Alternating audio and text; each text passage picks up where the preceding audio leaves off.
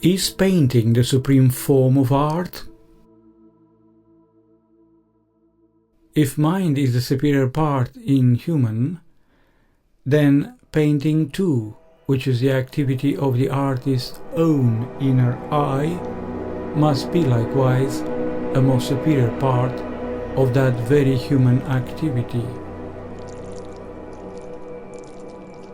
While mind is the spring of creativity, pictures are its very first fruits.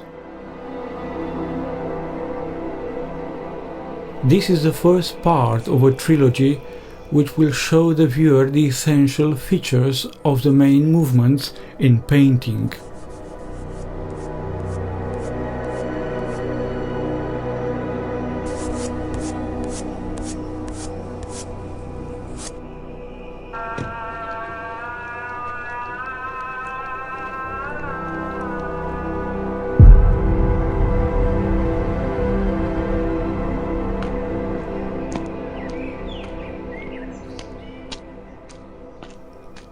If we wish to find the roots of modern Western painting, we must first go to Rome.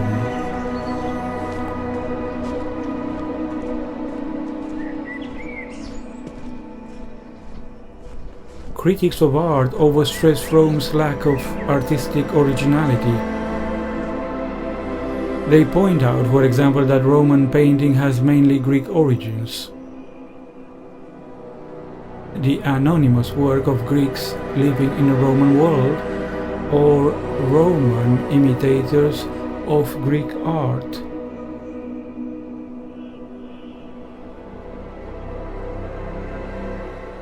It develops primarily as decoration for walls and floors.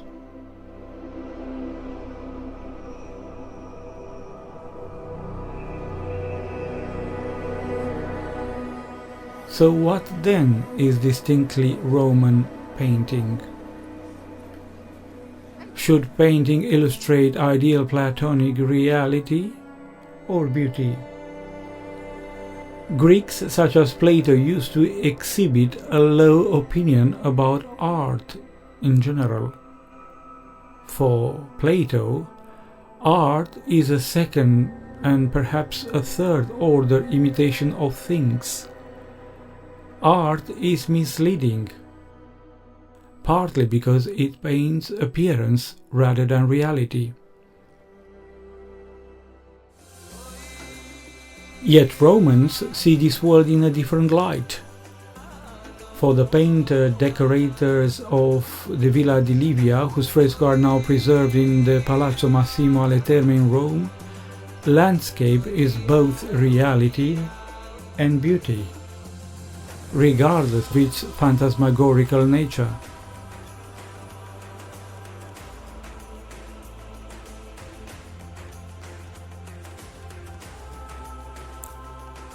But landscape isn't mainly the representation of the artist's personal emotions in Roman art. The cosmos of the Romans is idealized in a positive light.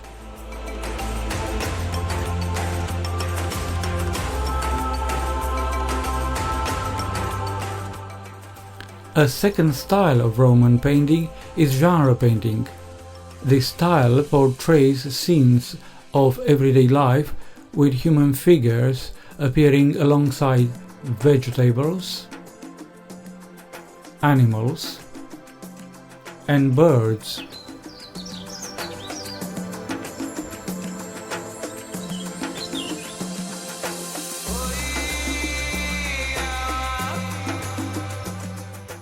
Also important is the mosaic, an art that up to the 2nd century AD is executed mainly in black and white.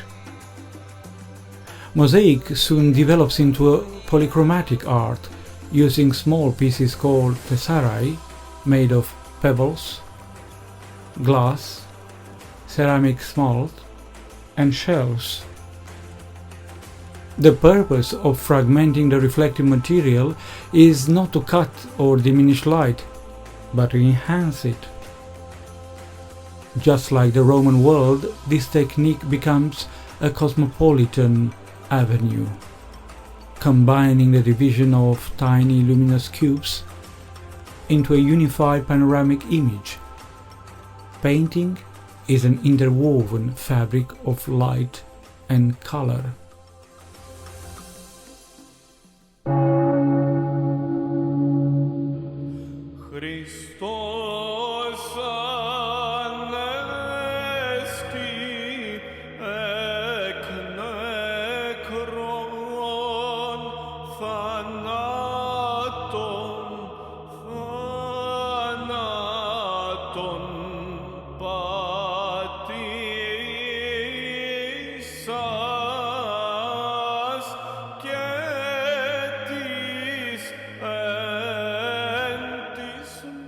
Although Byzantine painting reaches its apogee in the Christian East, one of the oldest mosaics in the world is found in the Basilica of Santa Prudenziana in Rome. Christ risen from the dead by that trembling. It is a late 4th century representation of Christ seated among the apostles, together with 4 symbols representing the 4 motives that appear at the beginning of the Gospels of Matthew, Mark, Luke, and John. These are the angel, the lion, the ox, and the eagle.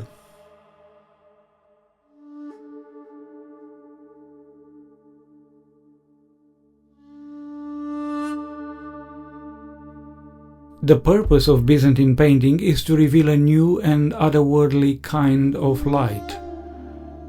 In Byzantine mosaics, light possesses a mysterious quality, one that must match the flickering light of candles laid out in front of those sacred images. The background of many mosaics are made of gold. This is meant to represent a light beyond the sun, beyond the physical universe and its light as we know it.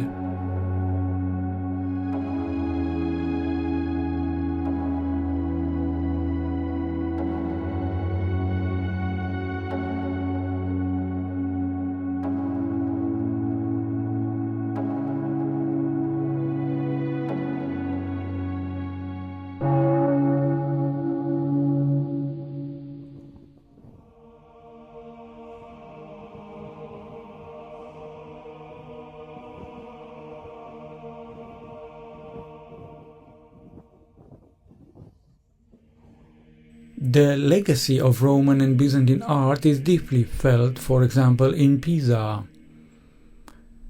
Aware that they inhabited an old Etruscan civilization famous for its urban development and for introducing architectural forms such as the round vault and the arch, the Italians of medieval Pisa would build in the Middle Ages one of the most iconic Romanesque artistic ensembles, the Piazza dei Miracoli.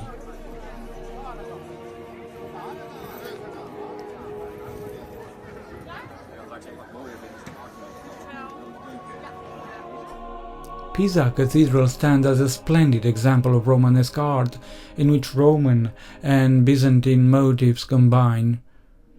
Yet at the same time, the ensembles, particularly the baptistry, announces the beginning of a new artistic movement, the Gothic.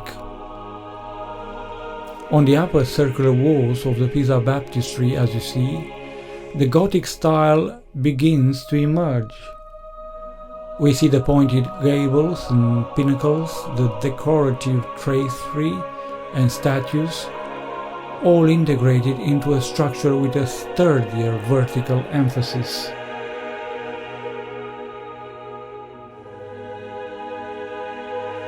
The tendency for a transition between the two is felt in the illuminated manuscripts of this age. They all exhibit a particular sensitivity to rhythm and geometric design for translating images in letters and vice versa. Illuminated manuscripts preserved in monastic communities clearly demonstrate this interchangeable artistic approach.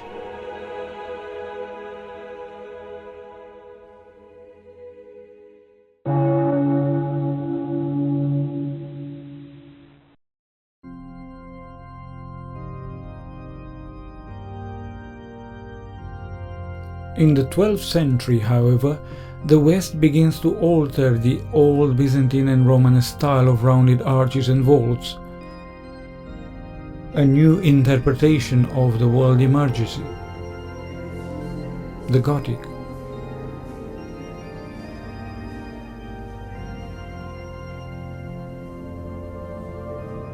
The Byzantine dome, resting on massive walls, as in Hagia Sophia in Constantinople, is gradually replaced by pointed arches and thinner, more linear walls.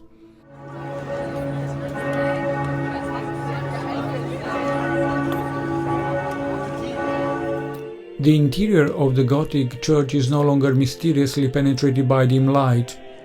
Instead, it becomes inundated with natural light streaming through all tall windows that rise up above the ground. The interior begins to resemble a greenhouse due to the stained glass windows. The Gothic movement influences painting. There is now greater drama, a particular stress on emotion and suffering. Figures taller and the spiritually transformed flat figures of the Byzantine icon gain depth and corporeality in Gothic representation. Christian biblical message gradually acquires a stronger incarnational emphasis. The Gothic painting of the Crusader era discloses the preaching of the time.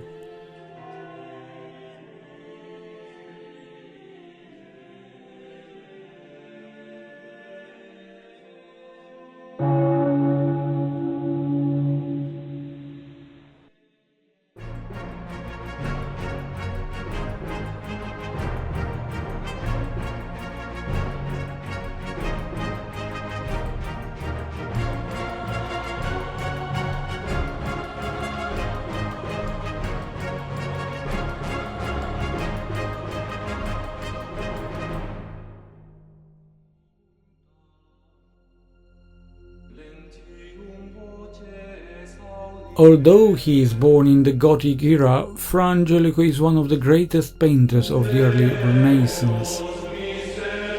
His figures remind not only of the tall Gothic statues, but also of their transformed humanity. Fra Angelico paints figures which are filled with light.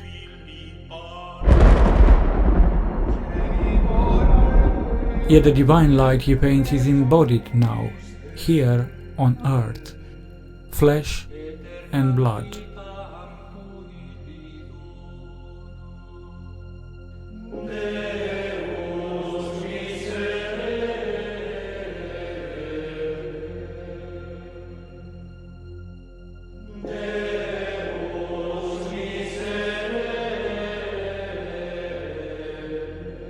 Renaissance, therefore, draws inspiration from what is seen as the golden age of the Roman world,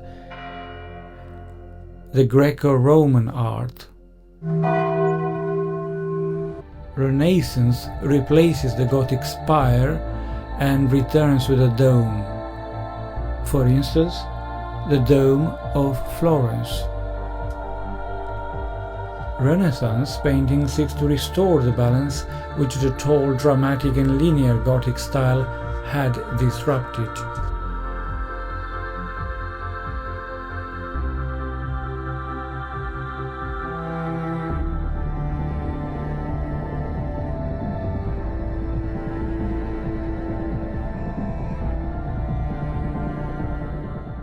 The emphasis now lies on perfect beauty, achieved through geometric proportion, on movement, on the gestures of the body, and on the study of anatomy. painting becomes perspectival and conscious of space.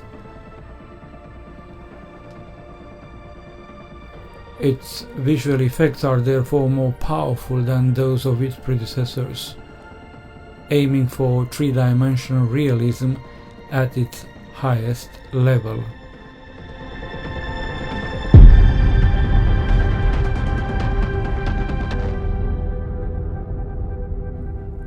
With the end of the Renaissance, there is a growing sense that painting has finally reached the perfection of beauty and harmony. Painters such as Michelangelo were regarded as masters of realism. Yet Mannerist movement grows disenchanted with Renaissance view on art. It asked one question: did Michelangelo and those like him really give and say everything about art and beauty?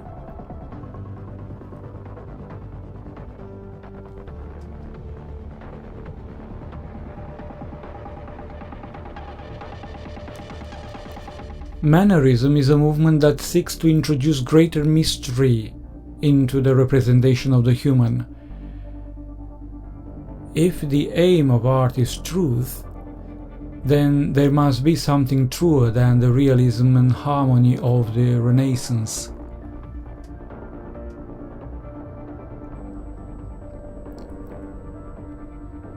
Perfection alone is not always compelling. Yet painting must seek wisdom, and this may show through puzzling and unsettling images. Figures that are less natural and less conventional, bodies that are more muscular. These features reflect the tension of Europe in turmoil, the Reformation.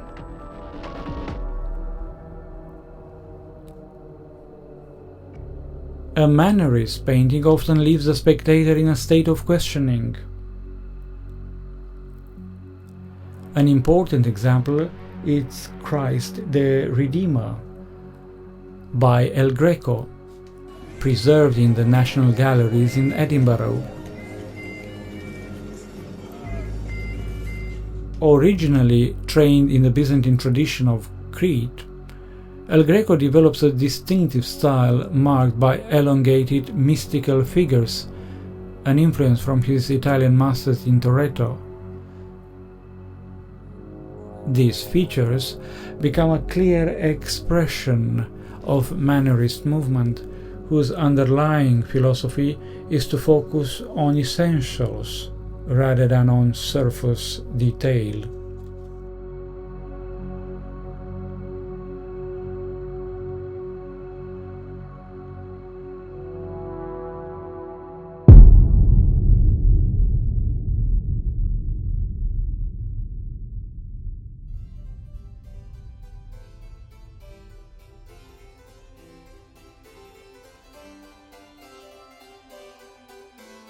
Baroque painting, just like Baroque architecture, parades a sophisticated exuberance. It reflects the emotional character of the Catholic Church in the age of the Counter-Reformation.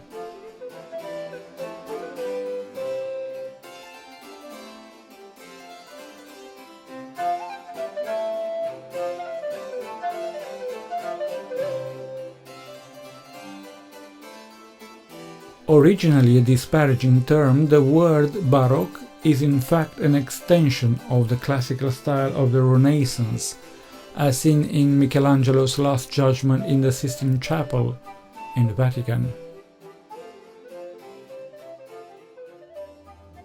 Baroque painting places greater emphasis on action and gesture. Forms become exaggerated. Curves and scrolls multiply.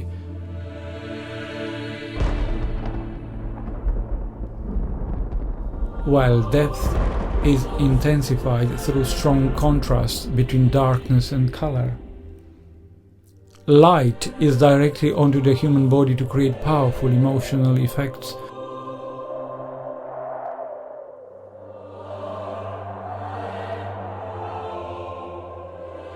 Baroque religious portraits show where lights fall or come from. These were used to match in places of worship where prayer and devotion happen.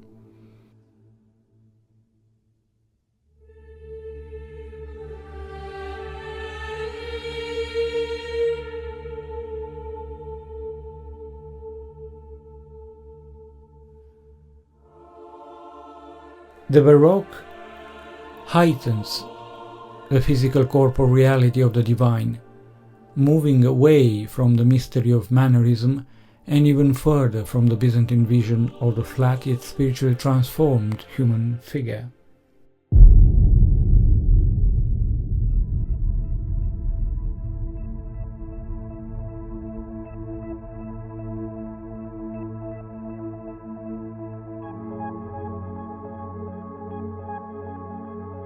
In the 17th century, across Europe, a slow process of standardization in the art begins with the unfortunate effect of reducing originality. It happens through the establishment of major institutions such as the Académie Royale in France in 1648 and the London Royal Academy in 1768.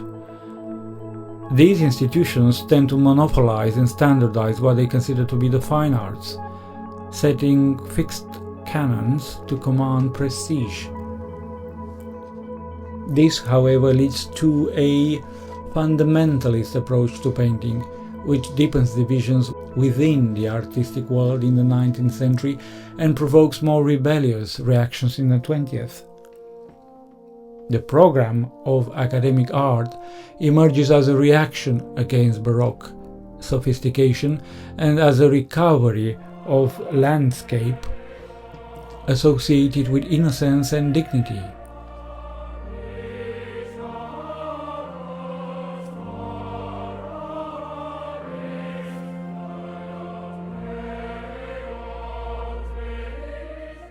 In essence, it seeks to represent the sublime beauty of nature. For example, Canaletto. Academic art aims to correct, refine, simplify, and idealize the extravagant Baroque vision of the world.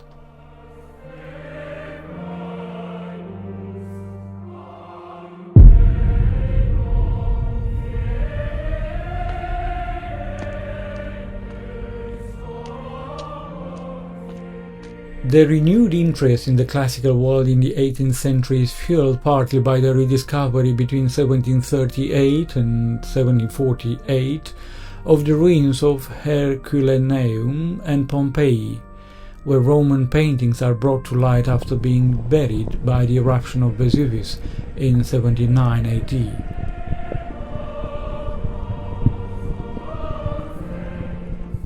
Neoclassicism, on the contrary, aims to revive the secular or the democratic ideals and the pagan themes of the Roman Republic and of Athens, ancient Athens.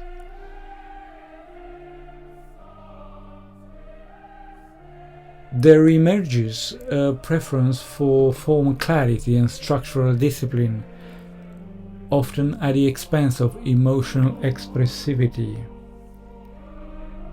as will later become evident in Romanticism. Beauty becomes, in a sense, formalized. Neoclassicism is a movement characteristic to an age which is increasingly scientific, materialistic, and secular, which opposes a religious view of the world. This explains the strong preference for painting secular themes, mythological and historical subjects.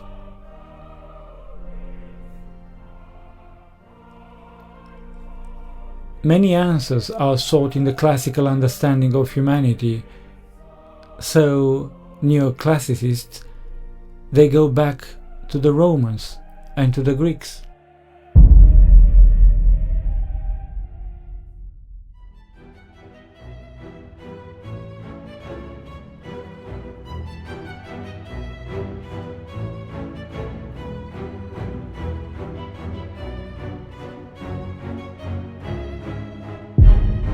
The novelty of Romantic painting lies in that it does not draw a clear line between sound, which is poetry, and image, painting.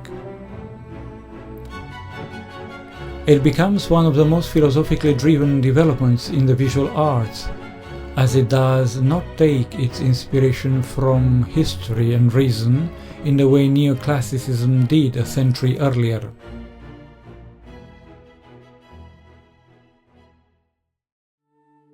Emerging in the late 18th century with artists such as Turner, Romantic painting emphasizes instinctive freedom, unbridled energy, imagination, and intuition. It favors wild, dramatic, and exotic imagery over the precise, restrained, balanced, and stoic representations usually associated with Neoclassicism.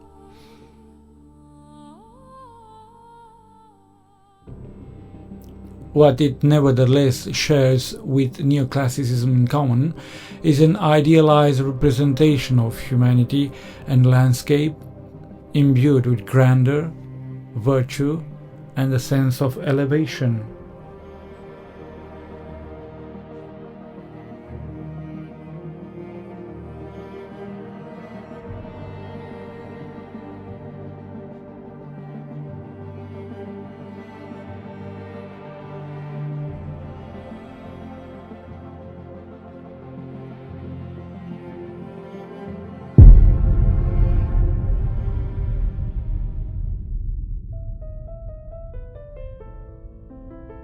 As the term indicates, the project of the Pre-Raphaelite movement is a return to the beauty of pre-Renaissance ideals represented by Raphael or Michelangelo or Giotto.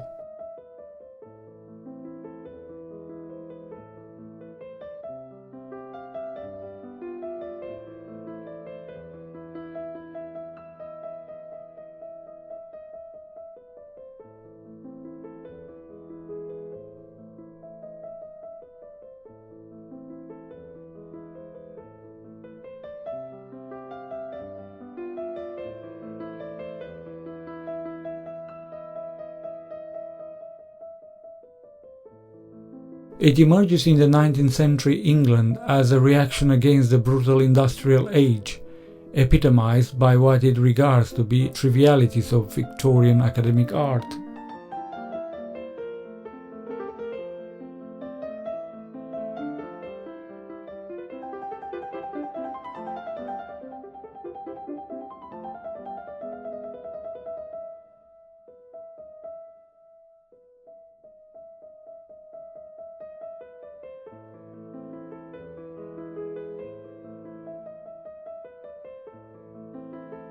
Its central concern is the truth to nature, a reality perceived as being distorted by the rapid hyper-technologization of the Victorian era.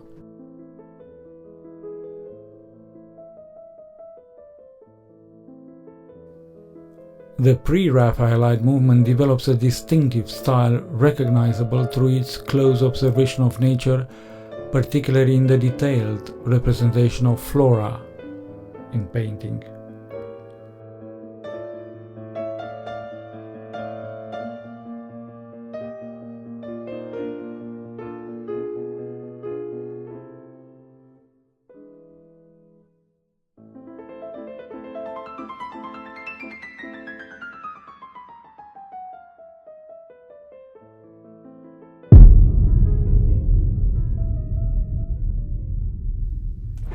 Realism stands in clear contrast to the Romantic movement.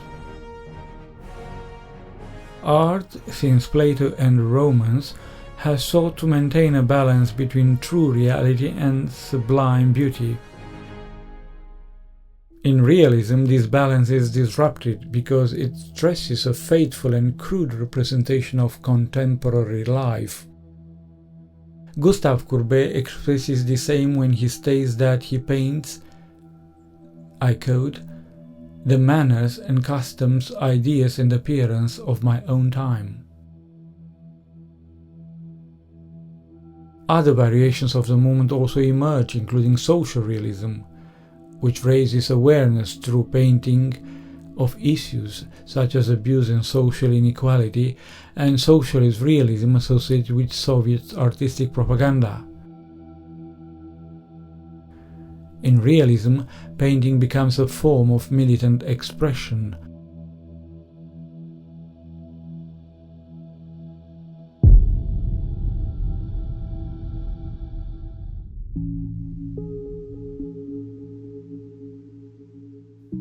Flourishing in the 1920s and 1930s, Surrealism is one of the most easily recognizable artistic movements.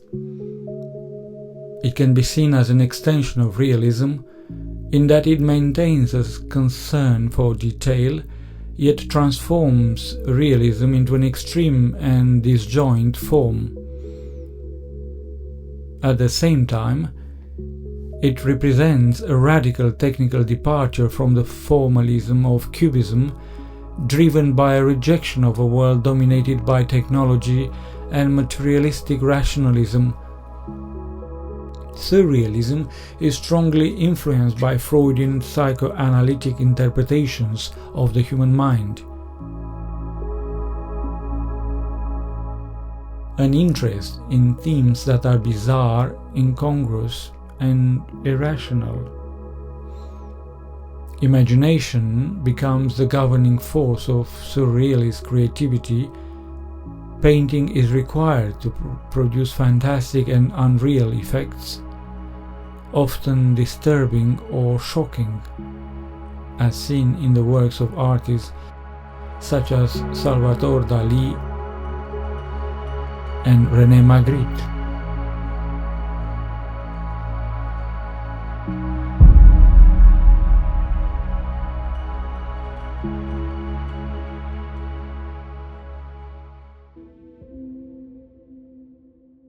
The general characteristic of Impressionism, as its name suggests, is a preoccupation with the impressions which the natural world leaves on the painter and in turn the viewer.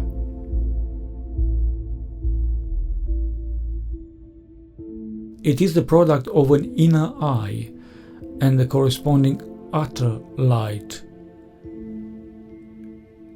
It is an artistic representation of the natural environment, particularly outdoor activities and landscapes. Light and vision are closely interconnected concepts here. As a result, Impressionist painting re-establishes the philosophical relationship between human sense perception and the natural world in an affecting way. Watercolor, for instance, illustrates how color itself appears to be shaped by light. Like Surrealism, Impressionist movement displays a clear aversion to the rules of academic, formalized, rationalized, highly detailed, and scientific approaches to painting, espoused by the earlier movement called Academism. This explains why many works appear deliberately unfinished.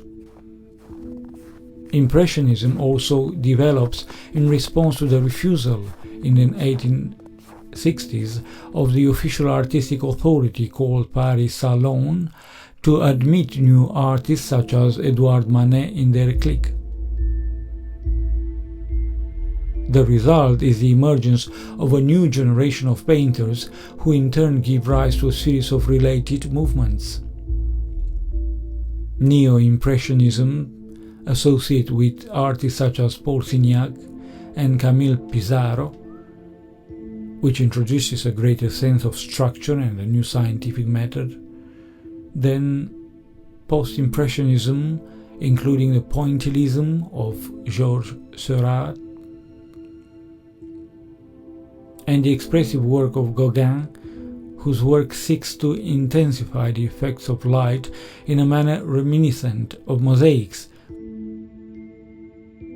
And then Expressionism, associated with Van Gogh, which will later reach new extremes in the 20th century, for example in the work of Jackson Pollock.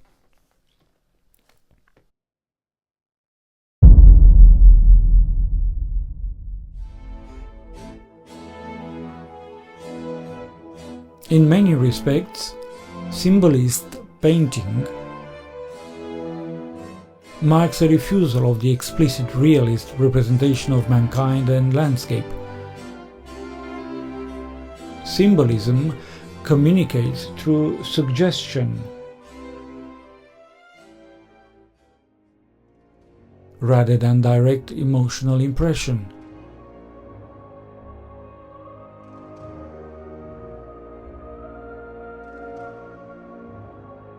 Although anti-materialist and anti-rationalist, as articulated in Jean Morea's 1886 manifesto, symbolist painting does not reject light altogether. Rather, it seeks to restore the value of local color, which in Impressionism had been dissolved by the dominance of brightness and atmospheric effects. Within this movement, color is re-evaluated as a powerful medium capable of expressing what sound achieves, for example, in poetry.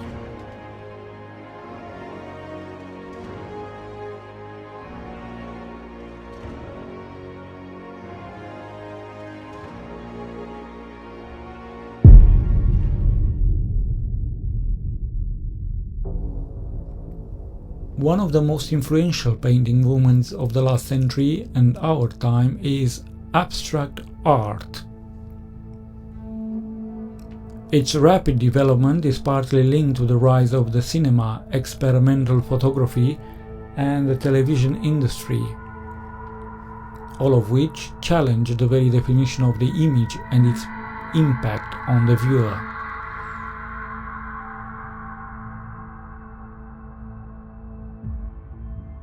In this context, painting is no longer conceived as a frontal window through which one contemplates the external world. Instead, abstract art becomes a multi-dimensional construction of reality. Cubism, for example, represents a key stage in this transformation. It focuses on the visualization of form, not from a single frontal viewpoint, as through a window, but rather as an object perceived in rotation and fragmentation. In this sense, Cubism becomes an art of movement rather than static contemplation through a window. It is not photographic representation. Abstract painting is a motion picture translated into painting.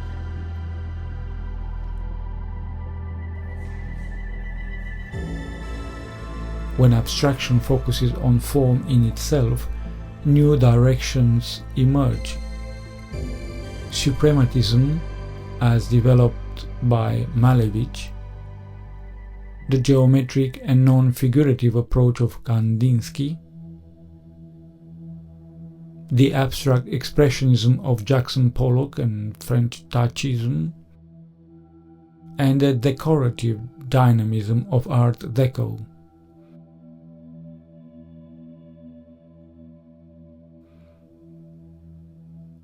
When form is sought in music, it gives rise to synchronism, associated with Shanton, MacDonald, Wright, and Morgan Russell. When form is reduced to light, it gives rise to Orphism. When color dominates painting, it leads to Fauvism of Matisse. Abstract art also frequently combines multiple tendencies, so that artists such as Marc Chagall do not fit neatly into categories such as Surrealism, Symbolism, or Abstraction. Instead, Chagall moves across all of them at once.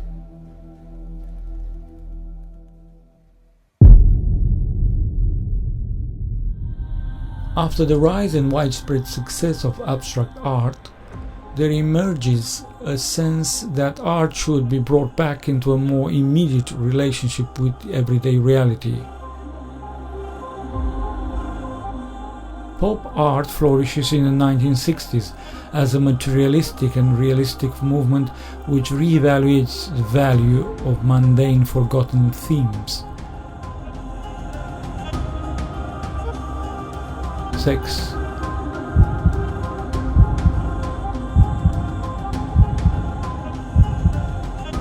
automobile, food,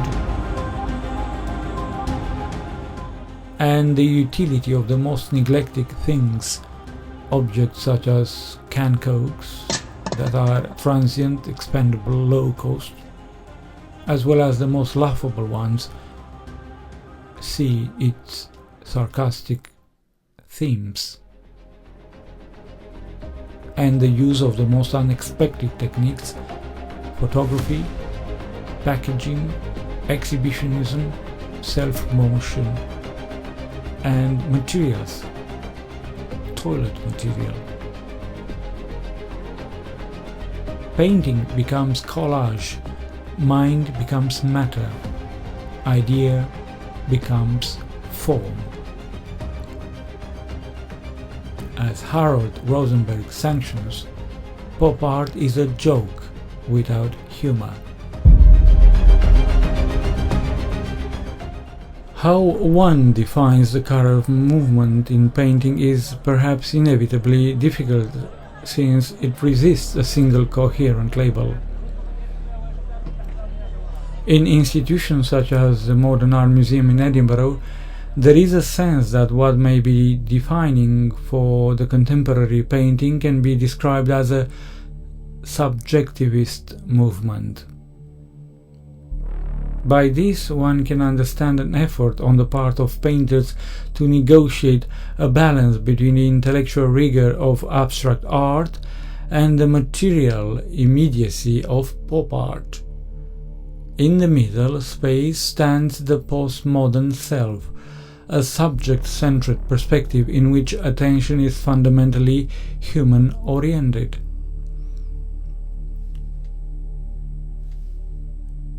There is a clear attempt to rescue the human figure from technological saturation, while simultaneously incorporating it as an object within the artwork itself. Painters frequently depict themselves and in doing so become part of the representation. This blurs the distinction between seeing and being seen, between the act of contemplation and the thing contemplated, between the self and society, and even between beauty and deprivation.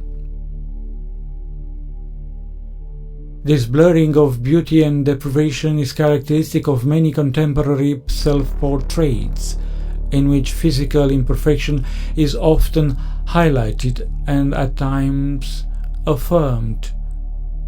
There is also a deliberate embrace of imperfection in execution as a marker of authenticity and immediacy. Common themes in contemporary painting include grief, memory, emotional interiority, and the notion of a demon within, explored across various media, including photography, as in the work of Robert Mapplethorpe.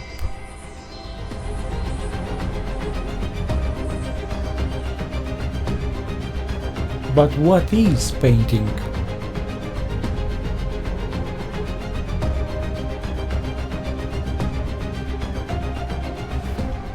Realism was interested in seeing with a physical eye.